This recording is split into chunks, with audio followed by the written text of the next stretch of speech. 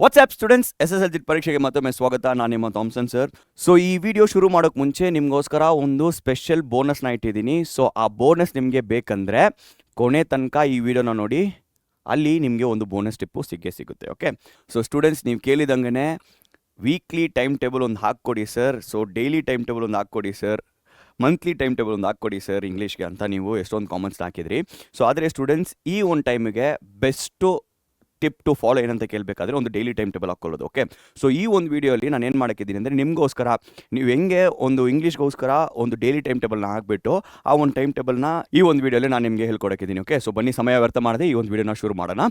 So first point students ಏನಂತ ಕೇಳಬೇಕಾದ್ರೆ, ಒಂದು ಸ್ಟಡಿ ಟೈಮ್ನ ನೀವು ಕರೆಕ್ಟಾಗಿ ಡಿಸೈಡ್ ಮಾಡ್ಕೋಬೇಕು. ಓಕೆ, ಸೊ ರಿಯಲಿಸ್ಟಿಕ್ ಆಗಿ ಒಂದು ಸ್ಟಡಿ ಟೈಮ್ನ ಹಾಕ್ಕೊಳ್ಳಿ. ಸೊ ಸ್ಟಾರ್ಟಿಂಗಲ್ಲಿ ಹೆಂಗಿರುತ್ತೆ, ನಿಮ್ಮ ಜೋಶ್ ಹೈ ಇರುತ್ತೆ, ನೀವು ಹೆವಿಯಾಗಿ ಓದ್ತೀನಿ, ನಾನು ಫುಲ್ಲು ಬುಕ್ಕಲ್ಲೇ ಕೂತ್ಕೊತೀನಿ ಅಂತ ಏನೇನೋ ನೀವು ಯೋಚನೆ ಮಾಡ್ಬೋದು. ಆದರೆ ರಿಯಲಿಸ್ಟಿಕ್ ಆಗಿ ಒಂದು ಹ್ಯೂಮನ್ ಬ್ರೈನು ಬರೀ ಒಂದು 45 ಮಿನಿಟ್ಸ್ಗೆ ಮಾತ್ರನೇ ಫೋಕಸ್ ಮಾಡಿ ಅಟೆನ್ಷನ್ ಕೊಡೋಕ್ಕಾಗುತ್ತೆ. ಅದೇ ನಮ್ಮ ಹ್ಯೂಮನ್ ಬ್ರೈನ್ಗಿರುವ ಕೆಪಾಸಿಟಿ ಒಂದು ಸ್ಟ್ರೆಚ್ಚಲ್ಲಿ. ಸೊ ನೀವೇನು ಮಾಡಿ, ಎವ್ರಿ ಡೇ ಸ್ಕೂಲ್ ಆದಮೇಲೆ ಒಂದು 45 ಮಿನಿಟ್ಸು, ಓಕೆ, ಒಂದು 45 ಮಿನಿಟ್ಸ್ ಏನು ಮಾಡಿ, ಫೋಕಸ್ ಮಾಡಿ ಅಟೆನ್ಷನಿಂದ ಏನು ಮಾಡಿ ಈ ಒಂದು ಇಂಗ್ಲೀಷ್ಗೋಸ್ಕರ ಟೈಮ್ ಸ್ಪೆಂಡ್ ಮಾಡಿ. ಓಕೆ ಸ್ಟೂಡೆಂಟ್ಸ್, ಸೊ ಈಗ ಇಂಗ್ಲೀಷ್ ಅಂತ ಮಾತಾಡಬೇಕಾದ್ರೆ ಇಂಗ್ಲೀಷ್ ಬಂದು ಒಂಚೂರು ಈಸಿ ಇರುತ್ತೆ. Yes, I do understand. ಬೇರೆ ಕೋರ್ಸ್ ಸಬ್ಜೆಕ್ಟ್ಸು ಒಂಚೂರು ಕಷ್ಟ ಇರುತ್ತೆ, ಪೋರ್ಷನ್ಸು ಸಿಲೆಬಸ್ಸು ಜಾಸ್ತಿ ಇರುತ್ತೆ, ಅರ್ಥ ಆಗ್ತಿದೆ. ಸೊ ಹಾಗಾಗಿ ಏನು ಮಾಡಬೇಕಂದ್ರೆ, ನೀವು ಇಂಗ್ಲೀಷ್ಗೆ ಸಮಯ ವೇಸ್ಟ್ ಮಾಡೋದನ್ನ ಬಿಟ್ಟು ಏನು ಮಾಡಿ, ಬರೀ ಕನ್ಫೈನ್ಡ್ ಆಗಿ ಬರೀ ಒಂದು 45 ಮಿನಿಟ್ಸ್ ಎವ್ರಿ ಡೇ ನೀವು ಇಂಗ್ಲೀಷ್ಗೋಸ್ಕರ ಸ್ಪೆಂಡ್ ಮಾಡಿ. ಸೊ ಹಾಗಾಗಿ ನಿಮ್ಮ ಲ್ಯಾಂಗ್ವೇಜ್ ಕೂಡ ಇಂಪಾರ್ಟೆಂಟೇ, ಲ್ಯಾಂಗ್ವೇಜ್ನ ಇಗ್ನೋರ್ ಮಾಡೋಕ್ಕೆ ಹೋಗಬೇಡಿ. ಸೊ ಈ ಒಂದು ಇಂಗ್ಲೀಷ್ಗೆ ಏನು ಮಾಡ್ತೀರಾ ಅಂದರೆ, ಒಂದು 45 minutes every day focus attention ಮಾಡಿ. ಇದು ಏನು ಮಾಡ್ತೀರಾ ಗೊತ್ತಾ, ಪೂರ್ತಿ ವೀಕು ಈ ಒಂದು 45 ಮಿನಿಟ್ಸ್ನ ನೀವು ಸ್ಪೆಂಡ್ ಮಾಡಿ ಇಂಗ್ಲೀಷ್ಗೋಸ್ಕರ ನೀವು ಪ್ಲ್ಯಾನ್ ಮಾಡಿ ಟೈಮ್ ಟೇಬಲ್ನ ಹಾಕಿರ್ತೀರ. ಸೊ ನೆಕ್ಸ್ಟ್ ಏನು ಮಾಡ್ತೀರಾ ಅಂದರೆ, ವೀಕೆಂಡ್ಸಲ್ಲಿ ಏನು ಮಾಡಿ, ಆ ಒಂದು ಫುಲ್ ವೀಕಲ್ಲಿ ಏನೆಲ್ಲ ನೀವು ಓದಿದ್ರೋ, so for example Monday to Saturday 45 minutes ಏನೆಲ್ಲ ಇಂಗ್ಲೀಷು ಪೋರ್ಷನ್ಸ್ಗೋಸ್ಕರ ಓದಿದ್ದೀರೋ ಅದು ಒಂದು ಏನು ಮಾಡಬೇಕು, ನೀವು ವೀಕೆಂಡಲ್ಲಿ ಒಂದು 1 hour ಡೆಡಿಕೇಟ್ ಮಾಡಿ ಫುಲ್ ರಿವಿಷನ್ನ ಮಾಡಬೇಕು, ಫುಲ್ ಡೀಪ್ ಪ್ರಾಕ್ಟೀಸ್ನ ಮಾಡಬೇಕು. ಓಕೆ, ಸೊ ಏನು ಸರ್ ಡೀಪ್ ಪ್ರಾಕ್ಟೀಸು, ಏನು ಸರ್ ರಿವಿಷನ್ ಅಂತ ಕೇಳ್ತೀರಾ. ಈಗ ಫಾರ್ ಎಕ್ಸಾಂಪಲ್ ಒಂದು ಲೆಸನ್ನ ಓದ್ತೀರಾ, ಅದರಲ್ಲಿ ಬರುವ ಹಾರ್ಡ್ ವರ್ಡ್ಸ್ ನಿಮಗೆ ಅಂಡರ್ಸ್ಟ್ಯಾಂಡ್ ಆಗೋಕ್ಕೆ ಕಷ್ಟ ಆಗುತ್ತೆ ಅಲ್ವಾ.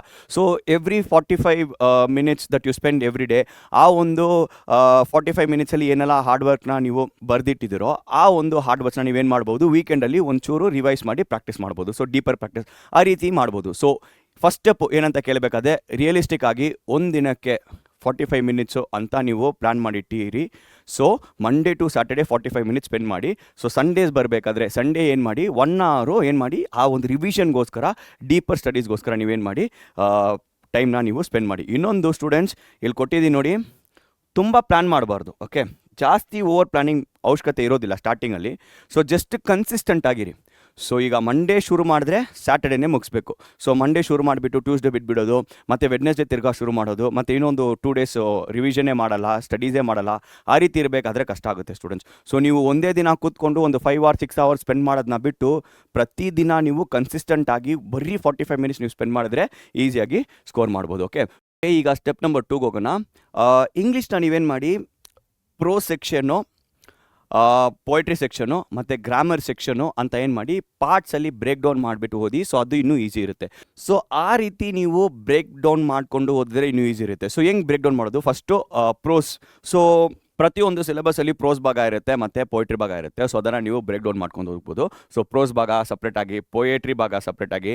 ಸೊ ವೆರಿ ಇಂಪಾರ್ಟೆಂಟು, ಈ ಲೆಟರ್ ರೈಟಿಂಗ್ ಎಲ್ಲ ತುಂಬ ಇಂಟ್ರೆಸ್ಟ್. ಓಕೆ, ಸೊ ಟೈಮ್ ಸಪ್ರೇಟಾಗಿ ಬ್ರೇಕ್ ಡೌನ್ ಮಾಡಿ, ಲೆಟರ್ ರೈಟಿಂಗೋಸ್ಕರ ಕೂಡ ಸಪ್ರೇಟಾಗಿ ಪ್ರಾಕ್ಟೀಸ್ ಮಾಡಿ.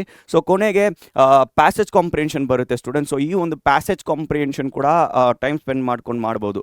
ಸೊ ಹೆಂಗಂದರೆ ಪ್ರೋಸು, ಪೊಯೆಟ್ರಿ, ಪ್ಯಾಸೇಜ್ ಕಾಂಪ್ರಿಹೆನ್ಷನ್ ಮತ್ತು ಲೆಟರ್ ರೈಟಿಂಗ್. ಸೊ ಈ ರೀತಿ ಏನು ಮಾಡಿ, ನೀವು ಎವ್ರಿ ಡೇ ಒಂದು 45 ಮಿನಿಟ್ಸ್ ಆಗಿ ಈ ಒಂದು ಸಿಲೆಬಸ್ನ ಬ್ರೇಕ್ ಡೌನ್ ಮಾಡಿ ನೀವು ಬಿಟ್ಟು ಓದ್ಬೋದು. Okay, so very important last point grammar. Okay, so ಈ ಒಂದು ಗ್ರಾಮರಿಂದಾನೇ ಆಲ್ಮೋಸ್ಟ್ ಒಂದು 16 ಮಾರ್ಕ್ಸ್ ಬಂದು ಗ್ರಾಮರ್ 1 mark ಮತ್ತು 2 markಗೆ ಕವರ್ ಆಗುತ್ತೆ. ಸೊ ಆ ರೀತಿ ಗ್ರಾಮರ್ ಪಾಯಿಂಟ್ಸ್ ಕೂಡ ನೀವು ಬ್ರೇಕ್ ಡೌನ್ ಮಾಡಿಬಿಟ್ಟು ಓದ್ಬೋದು. Okay, so let's move on to the third point ಏನಂತ ಕೇಳಬೇಕಾದ್ರೆ, ಟೈಮ್ ಅಸೈನ್ ಮಾಡೋದು. ಓಕೆ, ಸೊ ಪ್ರೋಸ್ಗೆ ಎಷ್ಟು ಟೈಮ್ ಕೊಡ್ತೀರಾ, ಪೋಯ್ಟ್ರಿಗೆ ಎಷ್ಟು ಟೈಮ್ ಕೊಡ್ತೀರಾ, ಗ್ರಾಮರ್ಗೆ ಎಷ್ಟು ಟೈಮ್ ಕೊಡ್ತೀರಾ ಅಂತ ನೀವೇನು ಮಾಡ್ಬೋದು, ಈ ರೀತಿ ಒಂದು ಸ್ಟಡಿ ಪ್ಲಾನ್ ಕೊಟ್ಟಿದ್ದೀನಿ ನಾನು. ನಿಮ್ಗೆ ಬೇಕಾದರೆ ನೀವೇನು ಮಾಡ್ಕೋಬೋದು, ಈ ಒಂದು ಸ್ಟಡಿ ಪ್ಲಾನ್ನ ನೀವು ಬಂದು ಸ್ಕ್ರೀನ್ಶಾಟ್ ಮಾಡ್ಕೋಬೋದು. ಓಕೆ, ಸೊ ಇದು ಬಂದು ಏನು ಮಾಡ್ತೀರಾ, ರಿವಿಷನ್ ಟೈಮಲ್ಲಿ ಸೊ 30 ಮಿನಿಟ್ಸು ಪ್ರೋಸಿಗೆ, 20 ಮಿನಿಟ್ಸ್ ಪೋಯ್ಟ್ರಿಗೆ, 30 ಮಿನಿಟ್ಸ್ ಗ್ರಾಮರ್ಗೆ, ರೈಟಿಂಗ್ 20 ಮಿನಿಟ್ಸು ಮತ್ತು ರಿವಿಷನ್ಗೆ 20 ಮಿನಿಟ್ಸ್, ಈ ರೀತಿ ನೀವೇನು ಮಾಡ್ಬೋದು, ಒಂದು ಟೈಮ್ನ ಹಾಕ್ಕೊಂಡು ಅದನ್ನು ನೀವು ಈಸಿಯಾಗಿ ಪ್ರಾಕ್ಟೀಸ್ ಮಾಡ್ತಾ ಹೋಗ್ಬೋದು students. So yes, stick on to the plan. So ಏನು ಪ್ಲಾನ್ನ ಹಾಕ್ತಿರೋ ಆ ಒಂದು ಪ್ಲಾನಿಗೆ ನೀವು ಸ್ಟಿಕ್ ಆನ್ ಮಾಡ್ಕೊಳ್ಳಿ. ಓಕೆ, ಸೊ ನೆಕ್ಸ್ಟು 4th ಪಾಯಿಂಟ್ನ ನೋಡೋಣ. ಸೊ ಏನು ಮಾಡಬೇಕಂದ್ರೆ ಈ ಒಂದು 4th ಪಾಯಿಂಟಲ್ಲಿ ಕರೆಕ್ಟ್ ಟೈಮ್ನ ನೀವು ಬಂದು ಏನು ಮಾಡ್ಕೊಳ್ಳಿ, ಸೆಟ್ ಮಾಡ್ಕೊಳ್ಳಿ. ಸೊ ಈಗ ಫಾರ್ ಎಕ್ಸಾಂಪಲ್ ನೀವು ಬಂದು ಒಂದು 4 o'clock ನಿಮ್ಮ ಸ್ಕೂಲ್ ಮುಗ್ದೋಗುತ್ತೆ ಅಂತ ಅಂದ್ಕೊಳ್ಳಿ. ಸೊ 4 o'clock ಸ್ಕೂಲ್ ಆದಮೇಲೆ ನೀವೇನು ಮಾಡ್ತೀರಾ, ಮನೆಗೆ ಬರ್ತೀರಾ. ಸೊ ಮನೇಲಿ ಬಂದುಬಿಟ್ಟು ಫ್ರೆಶ್ ಅಪ್ ಎಲ್ಲ ಮಾಡಿಸಿ ಒಂದು 5 o'clock ತನಕ ಒಂದು 1 hour ಗ್ಯಾಪ್ ಬಿಟ್ಟು 5 o'clock ನೀವು ಶುರು ಮಾಡ್ಬೋದು. ಸೊ 5 to 5:30 ನೀವೇನು ಮಾಡ್ಬೋದು, ನೀವು ಪ್ರೋಸ್ ಭಾಗದಿಂದ ಓದ್ಬೋದು. ಸೊ ಅದಾದಮೇಲೆ 5:30 to 5:50 ಪೋಯ್ಟ್ರಿನ ಓದ್ಬೋದು. ಸೊ ಅದಾದಮೇಲೆ ಹಂಗೆ ಕಂಟಿನ್ಯೂ ಮಾಡ್ಬೋದು ಸ್ಟೂಡೆಂಟ್ಸ್. 5:20 6:20 ಗ್ರಾಮರ್ ಪ್ರಾಕ್ಟೀಸು, ಮತ್ತು 6:20 6:40 ನೀವು ಲೆಟರ್ ರೈಟಿಂಗ್ ಅದು ಇದನ್ನು ಪ್ರಾಕ್ಟೀಸ್ ಮಾಡಿ. ಕೊನೆಗೆ ನೀವು ಬಂದು 6:40 to 7 PM ಏನು ಮಾಡ್ಬೋದು, ಈ ಒಂದು ರಿವಿಷನ್ನ ನೀವು ಬಂದು ಮಾಡ್ಬೋದು. ಸೊ ಈ ರೀತಿ ಒಂದು time just N outline students. ಇದು ನಿಮಗೆ ಯಾವ ಟೈಮಲ್ಲಿ ಕಂಫರ್ಟಬಲ್ ಇದೆಯೋ ಆ ಟೈಮಲ್ಲಿ ನೀವು ಕೂಡ ಕಂಫರ್ಟಬಲ್ ಆಗಿ ಹಾಕ್ಕೊಂಡು ಮಾಡ್ಬೋದು. ಸೊ ಇದು ಬಂದು ನೀವೇನು ಮಾಡ್ಬೋದು, ವೀಕೆಂಡ್ಸಲ್ಲಿ ಮಾಡ್ಬೋದು, ವೀಕ್ ಡೇಸಲ್ಲಿ ಕೂಡ ಮಾಡ್ಬೋದು. ಆದರೆ ಒಂದು ರಿವಿಷನ್ ಪ್ಲಾನ್ ಏನು ಮಾಡ್ಕೊಳ್ಳಿ, ಒಂದು ರಿವಿಷನ್, ವೀಕ್ಲಿ ರಿವಿಷನ್ ಒಂದು ಇರಲೇಬೇಕು. ಸೊ ಆ ರೀತಿ ನೀವು ಬಂದು ನಿಮ್ಮ ಟೈಮ್ ಟೇಬಲ್ನ ಏನು ಮಾಡ್ಕೋಬೋದು, ನೀವು ಹಾಕ್ಕೋಬೋದು. ಓಕೆ, ಸೊ ಇದನ್ನು ನೀವು ಕೂಡ ಸ್ಕ್ರೀನ್ಶಾಟ್ ಮಾಡ್ಬೋದು. ನಾನು ಸ್ಕ್ರೀನ್ ಬಿಟ್ಟು ಹಚ್ಚಿ ಹೋಗ್ತೀನಿ. ಓಕೆ, ಸೊ ಇದು ಪೂರ್ತಿ ಇದನ್ನು ಸ್ಕ್ರೀನ್ಶಾಟ್ ಮಾಡ್ಕೊಳ್ಳಿ. ಓಕೆ, ಹಂಗೆ ಮುಂದೆ ಹೋಗ್ತಾ ಇರೋಣ. ಸೊ 5th ಸ್ಟೆಪ್ಪು ಏನಂದರೆ, ಹಾಗೆ ನಾನು ಸ್ಟ್ರೆಸ್ ಮಾಡ್ತಾನೇ ಇದೆ, ವೀಕ್ಲಿ ರಿವಿಷನ್ಸು ಮತ್ತು ಪ್ರಾಕ್ಟೀಸ್ಗೆ ನೀವೇನು ಮಾಡ್ಬೋದು, ನೀವು ಬಂದು ಟೈಮು ಕೊಡಲೇಬೇಕು. ಓಕೆ, ಸೊ ಫಾರ್ ಎಕ್ಸಾಂಪಲ್ ಈ ಒಂದು ವೀಕಲ್ಲಿ ನೀವೇನು ಮಾಡ್ತೀರಾ, ಒಂದು ಪ್ರೋಸು ಒಂದು ಪೊಯಿಟ್ರಿ ಬಂದು ಓದಿರ್ತೀರಾ ಅಂತ ಅಂದ್ಕೊಳ್ಳಿ. ಸೊ ವೀಕ್ 1ಅಲ್ಲಿ ಸೊ ಅದನ್ನೇನು ಮಾಡಿ, ನೀವು 2 ಲೆಸನ್ಸ್ನ ಏನು ಮಾಡ್ಬೋದು, ವೀಕೆಂಡ್ಸಲ್ಲಿ ನೀವು ರಿವೈಸ್ ಮಾಡ್ಬೋದು. ಸೊ ಜೊತೆಗೆ ರಿವಿಷನ್ ಜೊತೆಗೆ ಏನು ಮಾಡಿ, ಮಾಡೆಲ್ ಕ್ವೆಶ್ಚನ್ ಪೇಪರ್ಸ್ನ ಪ್ರಾಕ್ಟೀಸ್ ಮಾಡಿ. ಸೊ ಬರೀ ಮಾಡೆಲ್ ಕ್ವೆಶ್ಚನ್ ಪೇಪರ್ ಅಂತ ಇಲ್ಲ, ಪ್ರೀವಿಯಸ್ ಇಯರ್ ಕ್ವೆಶ್ಚನ್ ಪೇಪರ್ ಇರ್ಬೋದು, ಅಥವಾ ಸ್ಯಾಂಪಲ್ ಕ್ವೆಶ್ಚನ್ ಪೇಪರ್ಸ್ ಇರ್ಬೋದು, ಏನೋ ಒಂದು ಸೋರ್ಸು, ಆ ಸೋರ್ಸನ್ನು ಕೂಡ ನೀವು ಕರೆಕ್ಟಾಗಿ ಪ್ರಾಕ್ಟೀಸ್ ಮಾಡಿದ್ರೆ ಆ ಒಂದು ಪರ್ಟಿಕ್ಯುಲರ್ ಚಾಪ್ಟರ್ ಆ ಸೋರ್ಸಿಂದ ನೀವು ಬಂದು ಏನು ಮಾಡ್ಬೋದು, ನೀವು ಬಂದು ಪ್ರಾಕ್ಟೀಸ್ ಮಾಡ್ಬೋದು. ಅದೊಂದು ಸ್ಟೂಡೆಂಟ್ಸ್. ಇನ್ನೊಂದು LBA ಕ್ವೆಶ್ಚನ್ಸು ಖಂಡಿತ ಪ್ರಾಕ್ಟೀಸ್ ಮಾಡಿ. ಓಕೆ, ಸೊ ಫಾರ್ ಎಕ್ಸಾಂಪಲ್ ಈಗ ಇಂಗ್ಲೀಷ್ ಸೆಕೆಂಡ್ ಲ್ಯಾಂಗ್ವೇಜ್ ಸ್ಟೂಡೆಂಟ್ಸ್ಗೆ ಹೀರೋ ಅಂತ ಫಸ್ಟ್ ಲೆಸನ್ ಇದೆ, ಮತ್ತು ಇಂಗ್ಲೀಷ್ ಫಸ್ಟ್ ಲ್ಯಾಂಗ್ವೇಜ್ ಸ್ಟೂಡೆಂಟ್ಸ್ಗೆ ರಾಂಗ್ ಮ್ಯಾನ್ ಇನ್ ಬರ್ಕಸ್ ಪ್ಯಾರಡೈಸ್ ಅಂತ ಇದೆ. ಸೊ ಈ ಒಂದು ರಾಂಗ್ ಮ್ಯಾನು ಮತ್ತು ಹೀರೋ, ಈ ಒಂದು 2 ಲೆಸನ್ನ ವೀಕಲ್ಲಿ ಕಂಪ್ಲೀಟ್ ಮಾಡ್ತೀರಾ ಅಂತ ಅಂದ್ಕೊಳ್ಳಿ.